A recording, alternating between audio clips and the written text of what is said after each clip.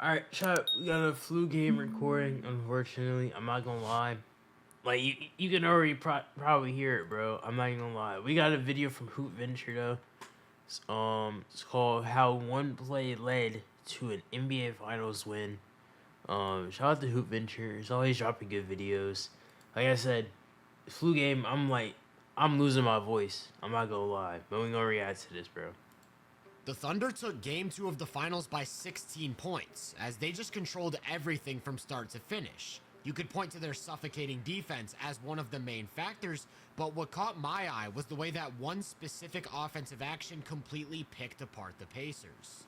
For the entire playoffs, Indiana's full-court ball pressure has been a staple, and in Game 2, we could see it off the jump.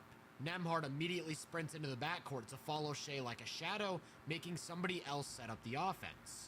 Then after a made basket, not only does Nembhard press up on Shea, Nesmith shadows J-Dub, so it's Chet who ends up running the point. Nice. Even when Shea's the guy inbounding, he's still being met with full court pressure as they don't want him getting the ball back, and if he is able to get the ball in the backcourt, whoever's on him is hounding him for all 94 feet. 94 in an effort feet. to make him uncomfortable just setting up the offense. The Thunder had such a simple counter, though. They're going to have somebody set a super high ball screen. This not only helps Shea lose his man, it creates an automatic advantage as he attacks downhill, which then compromises the rest of the defense and leads to good shots for everyone. Here's an example from the third. It's like you see it in 2K. I'm already pausing. I can't even talk. But you see it in 2K. Like, I tend to play 94 feet on whatever build I'm on, and I just get screened at half court and it sets up their offense. It's a very high gamble, but if you do it in the right spots, it's good. Hartenstein sets a ball screen 45 feet away from the basket, and Turner picks up in a high drop. Because he has to play a drive while Nembhard recovers, Ihart's left with an advantage in the short roll, while Caruso cuts baseline. Even if the screen wasn't immediate like on those last plays, though, he'd work his way up the court and wait near the logo. One thing I want you to notice is how they space the floor. They've stacked the baseline with a big in the dunker and two. Yeah, and I also saw Steezo's tweet earlier, bro. Yeah, for any casual saying, "Oh, you 19 years old and you like your city corner," it's for a reason. It's for a reason. It's for a reason. It's for a reason. Corner shooters, and there's nobody on the wings. That means when a screen comes, Shea's left with the entire middle of the floor to work with.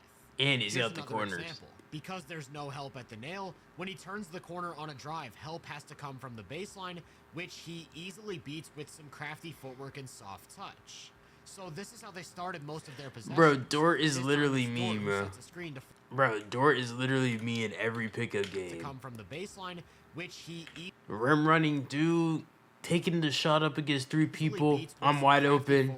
Hey, we got the points now. So this is how they started most of their possessions. This time it's Dort who sets a screen to force Halliburton up to the ball, and Shea splits a hedge on his way to the middle of the paint.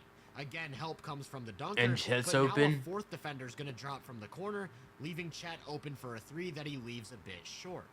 Here's another one where Halliburton's man is the one screening. You've got the hedge, you've got Shea, and you got Caruso. But this time there's help from the dunker and the opposite corner, which means that Wiggins is wide open above the break, and he's able to capitalize. You'll notice that a bunch of these screens are angled towards the other side of the court.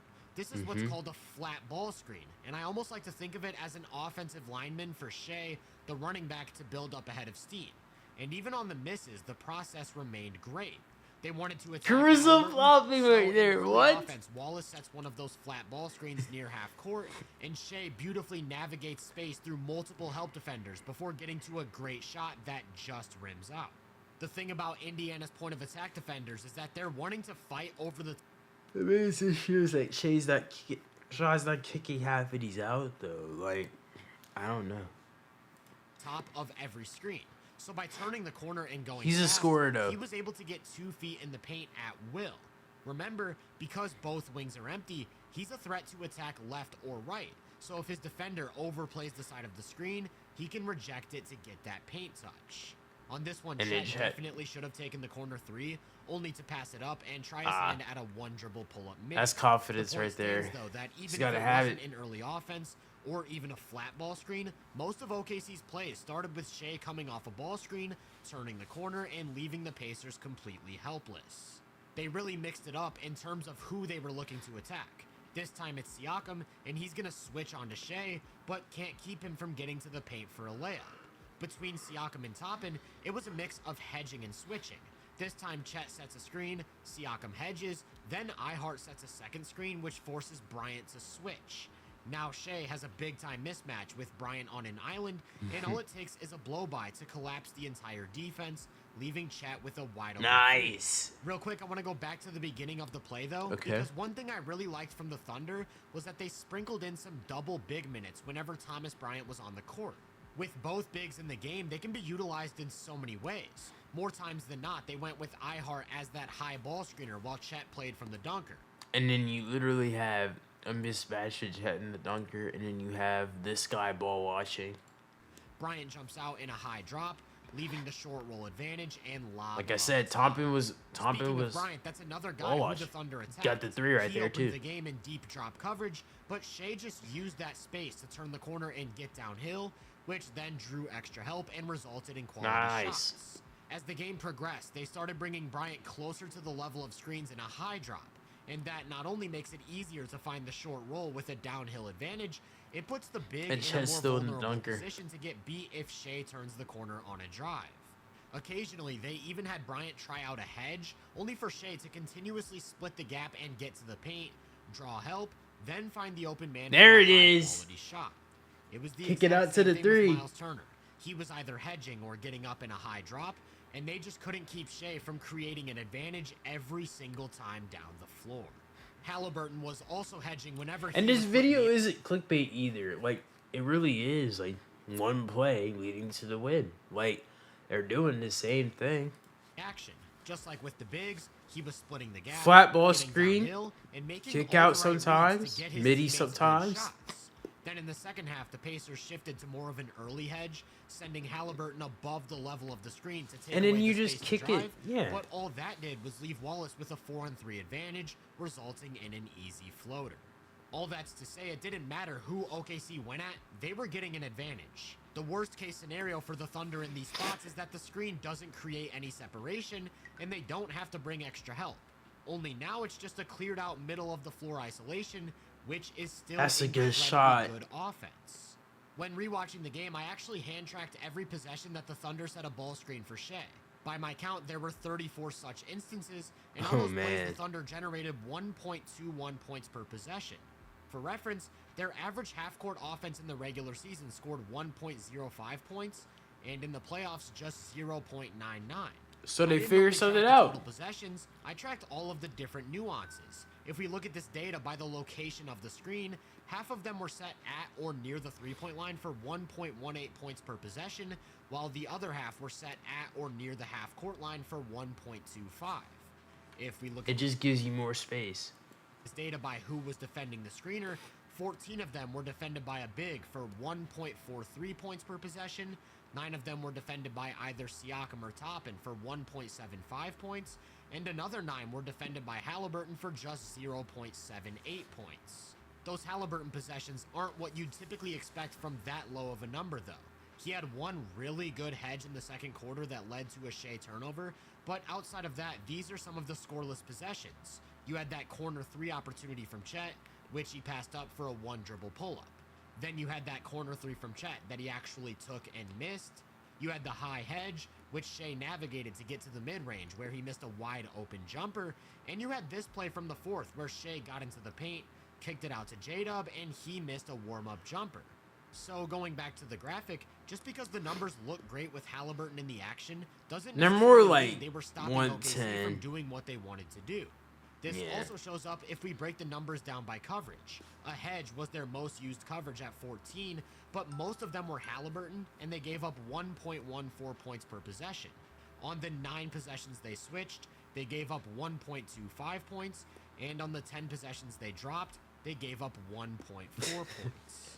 Basically, Why are we every dropping? defender got Like, torched, every coverage got torched, so what can Indiana do to adjust moving forward?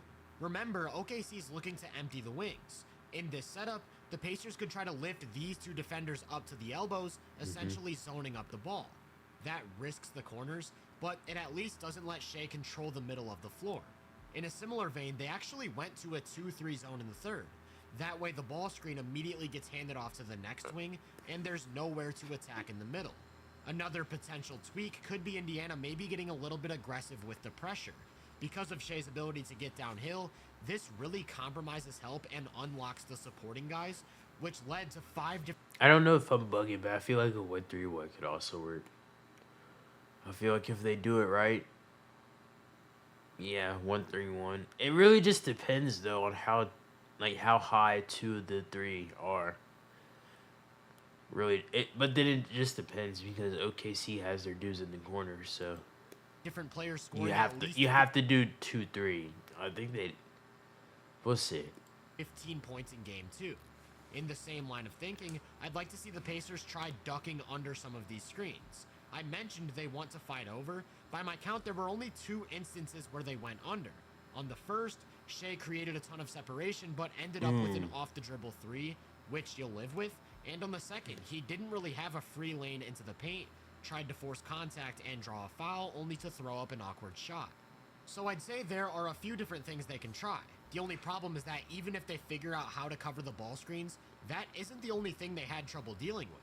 In the second half, OKC started clearing a side of the floor for Shea to post up the smaller Nembhard, and he really made the defense pick their poison. If he turned his back to the basket and help came from the top of the key, he'd find the open man, which then put the defense in rotation and led to great shots. Then, of course, as soon as he was left in single coverage, he'd fall back on that all-time great scoring of his to get a bucket. The only thing they really didn't try was loading up early or sending a double from the weak side, so maybe that's the adjustment. Because bringing help from the perimeter just didn't work at all, and once they got the ball moving, once again, everybody was getting involved and hitting shots. I counted 6 post-ups in the second half. On those plays, they scored 1.67 points per possession, and one of those empty trips was an open 3 from Jada. Basically, what I'm trying to get at is the fact that it didn't matter if it was a high ball screen or an isolation, Shea completely picked apart the Pacers in game 2. Yep. That led to the Thunder producing a 127 offensive rating, their 3rd highest mark of the entire playoffs. Because of the floor their defense gives them, anytime you're giving up 120 points, you're not winning that game. It's imperative for any opponent that either Shea plays great or the supporting cast does, never both. Because when that happens, they basically become unbeatable. In addition to 5 players scoring 15, Shea finished with an efficient 34. That's how OKC ends up winning this game by 16, and we'll have to see if Indiana has any defensive fixes heading into game 3. If you enjoyed this breakdown, make sure to drop a like, subscribe, and turn my post notifications on to be first on more content. Facts. Go drop him a sub, bro. Try and go drop him a sub. Alright. W video about Hoop Venture. I'm gonna have more I just can't talk. I have more energy tomorrow. I'll see y'all there. Make sure to follow the Twitch StoryofMike with 2 eyes, and I'm gonna see y'all. Peace.